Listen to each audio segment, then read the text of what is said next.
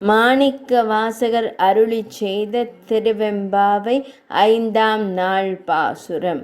மாலறியான் நான்முகனும் காணா மலையினை நாம் போல் அறிவோம் என்றுள்ள பொக்கங்களே பேசும் பாலூறு தேன்வாய் படிறி கடைதிறவாய் ஞாலமே விண்ணே பிறவே அறிவறியான் கோலமும் நம்மை ஆட்கொண்டு அருளிக் கோதாட்டும் சீலமும் பாடி சிவனே சிவனே என்று ஓலம் இடினும் உணராய் உணராய்கான் ஏலக்குழலி பரிசேலோர் எம்பாவாய். பொருள்: நறுமண திரவியம் பூசிய கூந்தலையும் பாலும் தேனும் ஊறும் இனிய உதடுகளைக் கொண்டவளுமான பெண்ணே, திருமால் வராகமாகவும் பிரம்மதேவர் அன்னமாகவும் உருவெடுத்து சென்றும் அவரது உச்சியையும் பாதங்களையும் காண முடியாத பெருமையை உடைய மலை வடிவானவர் நம் அண்ணாமலையார். ஆனால் அவரை நாம் அறிவோம் என நீ சாதாரணமாக பேசுகிறாய்.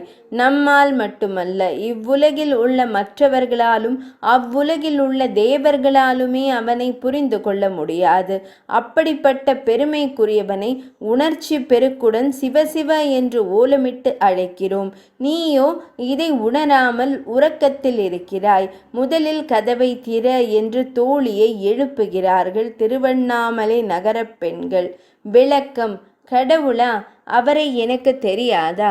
அவரைதான் தினமும் பார்க்கிறேனே. தினமும் ஆலயத்திற்கு போக வேண்டுமென்று கட்டாயமா என்ன? புதிதாக அவரிடம் நாம் என்ன காணப் போகிறோம்? வருஷந்தோறும் வருகிற மார்கழிதானே, கட்டாயம் காலையில் எழ வேண்டுமா என்ன என்று விதண்டாவாதம் பேசுபவர்கள் இருக்கிறார்கள். அதுபோல்தான் தோழியின் நிலை இருக்கிறது.